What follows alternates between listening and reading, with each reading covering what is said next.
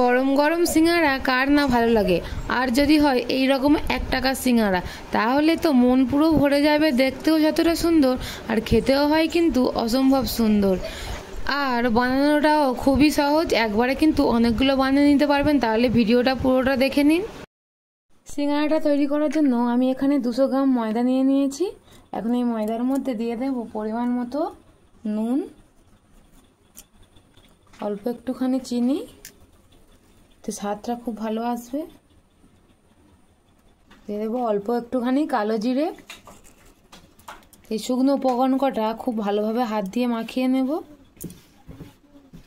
এখন এর মধ্যে আমি দিয়ে দেব ময়মের জন্য সাদা তেল। তো আমি এখানটায় 4 টেবিল চামচ মতো সাদা তেল দিয়ে দিয়েছি। এবার খুব ভালোভাবে এটাকে ময়ম দিয়ে নেব। তো ময়মটা আমি দিয়ে নিয়েছি, আর দেখুন ময়মটা কেমন দিয়েছি। এই যে হাতের মুঠো করে 1 মুঠো নিলে কিন্তু খুব সুন্দরভাবে জড়ো হয়ে যাচ্ছে, আর সঙ্গে সঙ্গে কিন্তু ভেঙে যাচ্ছে না।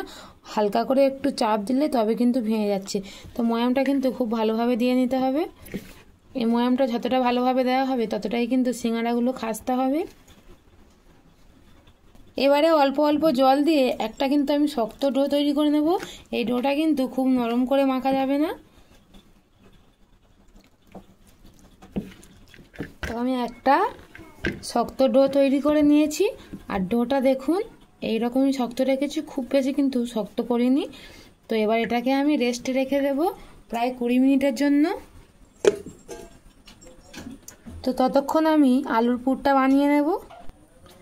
তো প্রথমে আমি এখানে গ্যাসে একটা কড়া বসিয়ে দিয়েছি, আর এখন কড়াটা গরম হয়ে গেছে। ওর মধ্যে আমি দিয়ে দেবো 50 গ্রাম মতো আমি কাঁচা বাদাম নিয়েছি। বাদামটা একটু ভালোভাবে ভেজে নেব। বাদামটা আমার ভাজা হয়ে গেছে, এবার আমি তুলে নেব।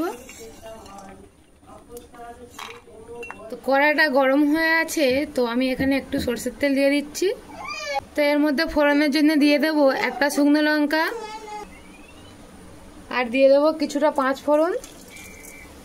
তো ফোড়নটা একটু ভালোভাবে ভেজে নেব, হালকা একটা সুন্দর গন্ধ ওঠা পর্যন্ত। ফোড়নটা খুব সুন্দরভাবে ভাজা হয়ে গেছে। এখন আমি এর মধ্যে দিয়ে দিচ্ছি একটুখানি আদা আর কাঁচা লঙ্কা আমি থেতে নিয়েছি, সেটা দিয়ে দিলাম।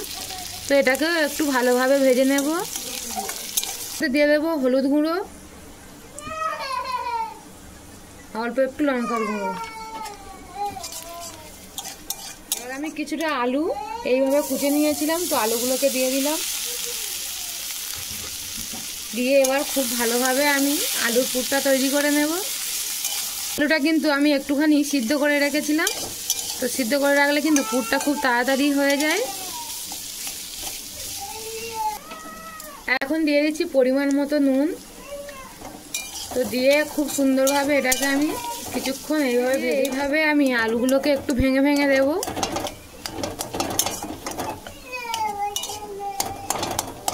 তো এখন আমি এর মধ্যে এই যে ভাজা বাদামটা ছিল এটাকে আমি একটু হাত দিয়ে ভেঙে ভেঙে দিয়েছি, আর খোসাটা ছাড়িয়ে দিয়েছি, এটা এর মধ্যে দিয়ে দেব। আর দিয়ে দেব মশলার মধ্যে শুধু এই একটুখানি চাট মশলা নিয়েছি, এই চাট মশলাটা অল্প করে দিয়ে দেবো। এটাতে কিন্তু খুব সুন্দর একটা ফ্লেভার আসবে। তো এবার সবগুলোকে খুব ভালোভাবে আমি মাখিয়ে নেব। আমার একদম রেডি হয়ে গেছে। এই যে দেখুন কতটা সুন্দর লাগছে। এইভাবে পুর বানালে কিন্তু সিঙ্গারাটা খেতেও খুব সুন্দর লাগে। এবার আমি এটাকে নামিয়ে নেব। তো এখন আমি ময়দাটাকে খুলে দেখে নিচ্ছি, আর ময়দাটা দেখুন খুব সুন্দরভাবে কিন্তু সেট হয়ে গেছে। এই দেখুন ময়দার গায়ে একটু সাদা সাদা মতো ফুটফুট হয়ে গেছে, এর মানে ময়দাটা খুব সুন্দরভাবে সেট হয়ে গেছে। আমি এটাকে আরও একবার হাত দিয়ে খুব ভালোভাবে মাখিয়ে নেব।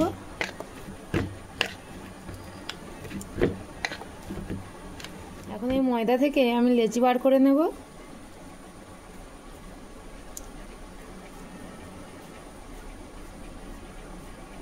তো আমি এইরকম সাইজের কিন্তু লেচিগুলো তৈরি করে নিয়েছি। কিন্তু এইখানে মোট 4টে এইরকম লেচি হয়েছে। এবার আমি ওগুলোকে বেলে নেব। এইভাবে বেলে নিয়েছি, আর রুটিটার থিকনেসটা দেখুন এইরকমই রেখেছি আমি, খুব বেশি পাতলা করিনি আর খুব বেশি কিন্তু মোটাও রাখিনি। তো এখন আমি রুটিটাকে কেটে নেব।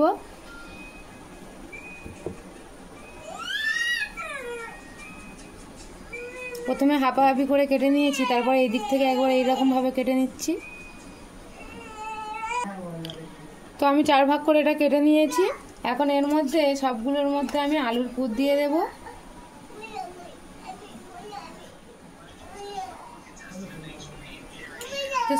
তো এইভাবে একদিক থেকে নিয়ে এই রকমভাবে এই দিকটায় আমি একটু চেপে লাগিয়ে দিলাম, এটা যাতে না খুলে যায়।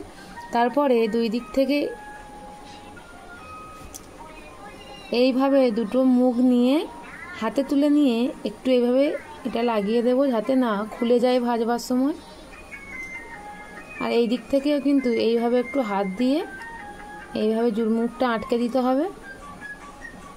তো এই যে দেখুন, খুব সুন্দরভাবে আমার আরও একটি সিঙ্গারা তৈরি হয়ে গেল। তো এইভাবে আমি সবগুলো তৈরি করে নেব। আমার সবগুলো সিঙ্গারা তৈরি হয়ে গেছে। এবার এগুলোকে তেলে দিয়ে ভেজে নেব। একটা কড়া বসিয়ে দিয়েছি, এবার কড়াতে দিয়ে দেবো পরিমাণ মতো তেল। তো তেলটা দেখুন আমার কিন্তু গরম হয়ে গেছে। এবার আমি একটা একটা করে সিঙ্গারা নিয়ে তেলের মধ্যে দিয়ে দিচ্ছি।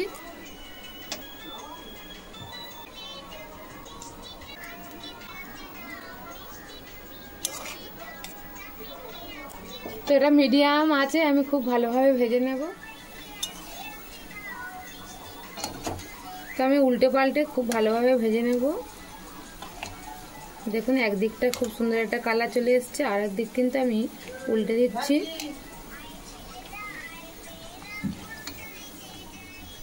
তো সিঙ্গারাগুলোতে দেখুন খুব সুন্দর কিন্তু একটা কালার চলে এসছে, আর সিঙ্গারাটা কিন্তু ভাজার পরে অনেকটাই ফুলে বড় হয়ে গেছে। তো এবার আমি এগুলোকে তুলে নিচ্ছি।